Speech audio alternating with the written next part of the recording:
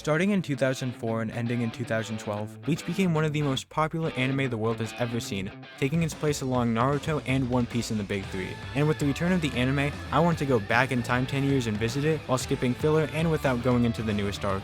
Bleach has 15 openings and only 4 of them are filler, which is actually pretty surprising considering that about half the anime is filler. The first opening isn't anything special, it shows you a bunch of characters you don't know and a bunch of stuff you don't understand because it's episode 2. But whenever I go back to listen to it or watch it, I feel like I'm being taken back to the early 2000s when Bleach first aired. Going over each opening would just take too long, but my personal favorites were 5, 6, 9, 10, and then 12 through 14. I chose these because I either liked the song or I thought it just looked nice. For example, opening 6 has the best characters singing, 9 is when I felt like they put a lot of their budget into the opening compared to others, and 10 shows pictures of girls laying down. Except for that one. I'm not saying the other openings are bad because they aren't, these are just the ones that stood out to me.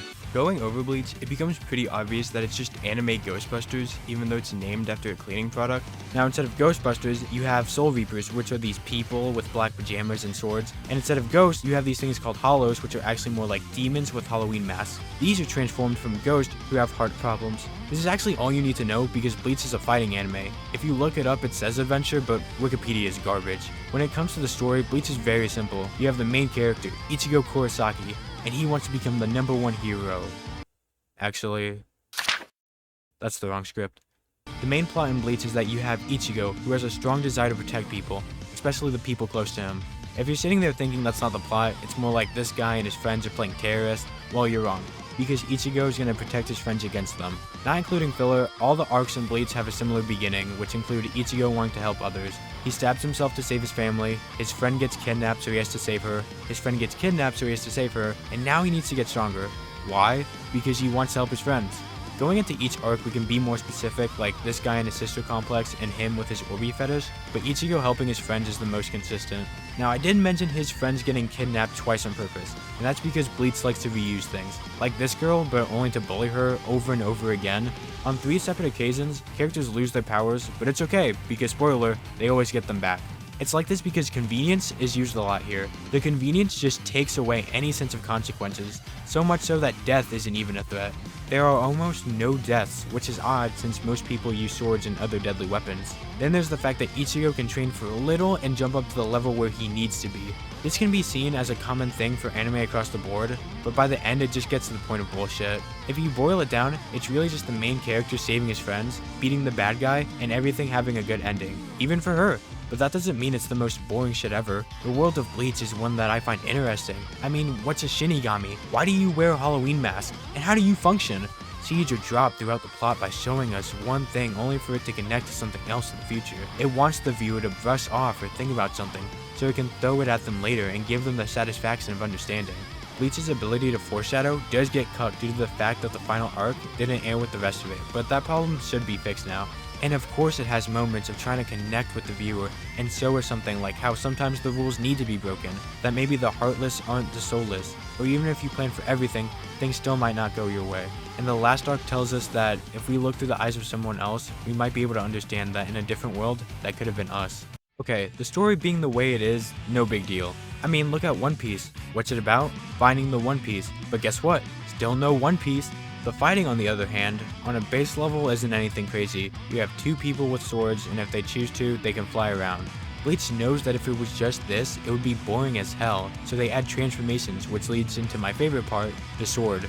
Each Soul Reaper has a sword, and it can transform, but the great part is the individuality among the swords. The main character has a fat sword that becomes skinny with a swastika at the end. Master Roshi has a cane that's actually a sword. This woman's sword becomes a monster. This guy has petals, a giant fucking missile, caterpillar baby, snake that shoots beams, and well, he's lost. They also have magic, which isn't as cool, but it's still something. Then you have these people with bones on their faces who are the exact opposite. They actually don't have magic.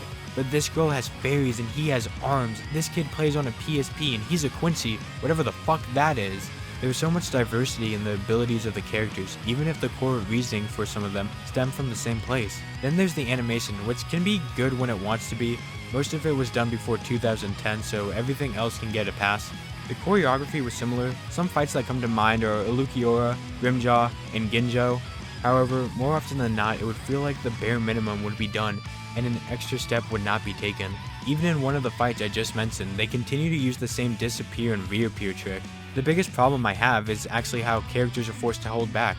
I can understand not wanting to reveal each character's trump card or wanting to hold back so the main character can shine, but it only hurts them. They come up with these excuses that they reuse again and again so that characters can half-ass it. For example, characters don't want others to see their strength, they don't like their abilities, or their abilities can't be used when there are a lot of people around. You also have those who don't give excuses, so you're just left wondering why. Having so many characters do this just belittles important fights and reduces the threat even more because you know they won't die. They do this for two reasons though. The first being that even though the anime finished, the story wasn't done. The second is that they can't do Ichigo's work for him. Ichigo has to be the one to beat the bad guy. No one else is allowed to be next to him while he does it. This not only limits every character who isn't Ichigo, but also stunts the growth of important ones because if they get too close to the sun, they will get burned. Cool. He is the best character. Next is Weaving Princess. That is her name because when I Google searched it, that's what came up. Inoue is the silly character with big boobs. She's a very brave and understanding soul with a big heart, as she will fight on the front lines even if the story doesn't want her to. She also likes bread. Time and time again we see Inoue putting up her barriers and healing with these fairies that she shoots out like paper airplanes. But why?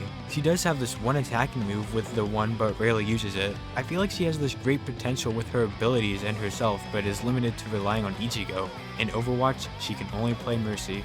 Inoue depends on Ichigo, but is always there for him to depend on her.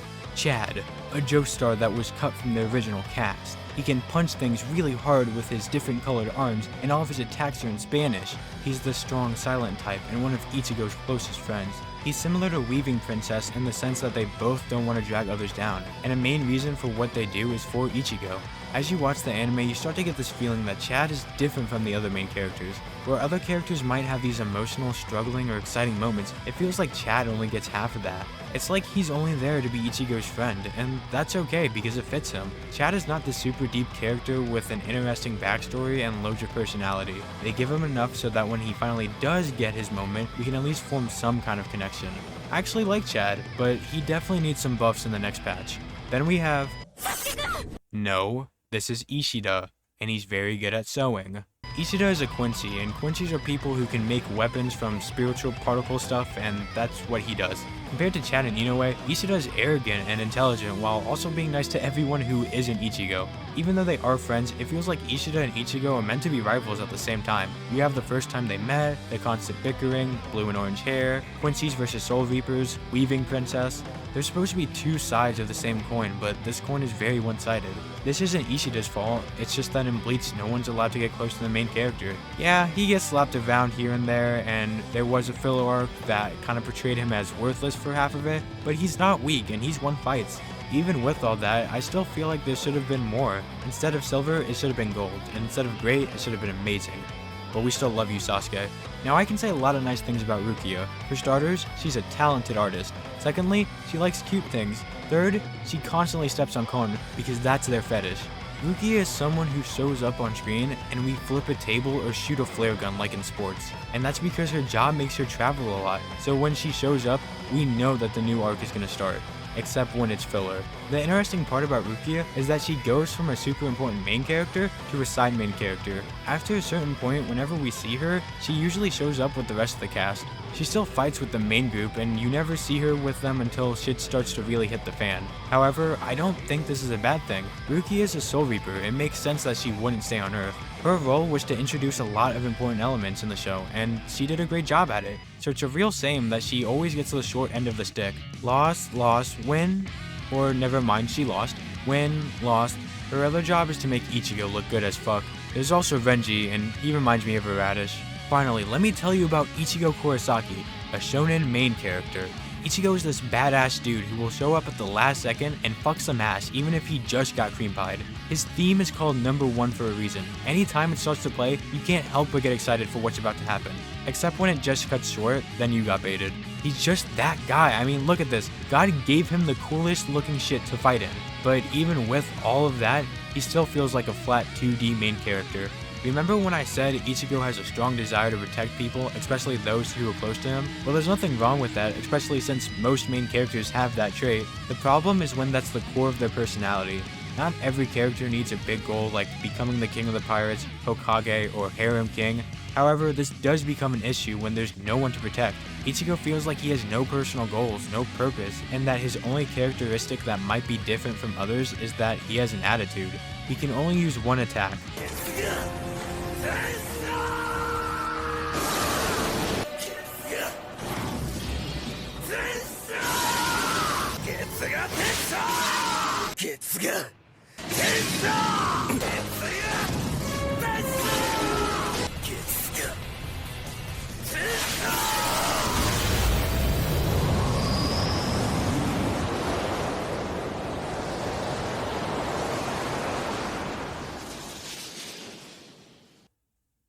The special beam cannon. The only reason he does anything is because his friends just happen to be in trouble again, otherwise he'd just be some boring teenager who will go along with anything.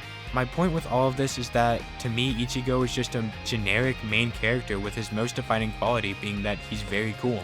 After finishing Bleach, I felt that it was good, but after thinking about it, it just got worse. When comparing the other two from the big three, I think someone can make an easy case for both Naruto and One Piece having a better story than Bleach. It was missing an entire arc that was necessary for plot and a proper ending, but the 1000-Year Blood War did just air 10 years after the anime finished. Besides also being a long-running shonen in the early 2000s, why was Bleach a part of the big three? Why can't I stop saying Getsu ga Tensho, yelling Bankai during Genji-O, and playing Bleach Brave Souls? Well, I think it's because of what Bleach does get right. There are a ton of characters in Bleach, and that's why I only went over 5 of the main ones. A dog, vampire, fox, a Chad, Rengeku, Shinji. The only problem with so many characters is that some of them are going to be puddles and some are going to be oceans, but the whole is greater than the sum of its parts. One character even flashes minors. The style of Bleach is very cool. The logo has the flames on the side of it. The word Bankai, say it. It's like someone hitting you in the mouth if it was your fetish. The drip on these characters is so saucy that I'd wear it in public, but at night and alone, so no one knows I like anime. There's so many moments when characters come on screen, and even if they don't win, they showed up as if they were. Then there's also the song. Number 1 is a masterpiece, and if it wouldn't give me a copyright strike, I'd play it again. My knowledge about the background of Bleach is limited, but what is there to know? You have these death gods that help spirits, and heaven, which looks a little different compared to when Jesus left it. Whenever the afterlife is talked about, I feel like it's the same thing of God, angels, devils, and Satan. I don't think there's anything wrong with that, but it's definitely interesting to watch another view of how things go on past the world of the living. As much as I did like Bleach, I still have more complaints. The arc where Ichigo saves Rukia feels so weird to me. I get it, Byakuya, you made 2 promises, and in this situation, you could only keep one of them. But was it really that easy? Byakuya is not an emotional guy, so I understand why we don't see him conflicted over this, but it just makes him feel emotionless that he's just okay with this, especially when there are other captains switching teams. And when he finally tells Rukia why, the whole arc just feels redundant, and the purpose it had was just for Aizen, which probably was the reason for it anyway. Then there's Kenny, who loses to Ichigo, who not only didn't have his Bankai, but also couldn't fight someone who had their Bankai. If you haven't watched the anime, this probably doesn't make sense, and if you have watched the anime, it probably doesn't make sense. Speaking of Kenny, why is it that when he was in trouble, the solution was for him to use 2 hands? That's just dumb. There's a lot of filler in Bleach. Thankfully, you can skip it. Maybe it's just me, but it happened twice when I almost skipped canon material because I thought it was filler. The first being the series of episodes that talked about the past and who the Visors were. The second time was the whole Full Bring arc.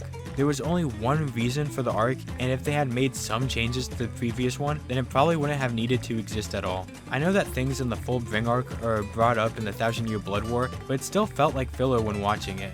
It reminded me a lot of the Bount arc, which was filler. Someone loses their power, Ishida is useless, a new ability is created for the specific arc, but at least I can finish the Full Bring arc. I will say that it was nice to get some explanation for Chad and Inoue's ability, and the animation was a drastic improvement. The rank card arc was a pissing contest of who had the shortest stream so they can save it for the 1000-Year Blood War, and the gags from Don de Chaka and Pesh felt too long. And I wish the fight between Ichigo and Aizen was longer, or more back and forth.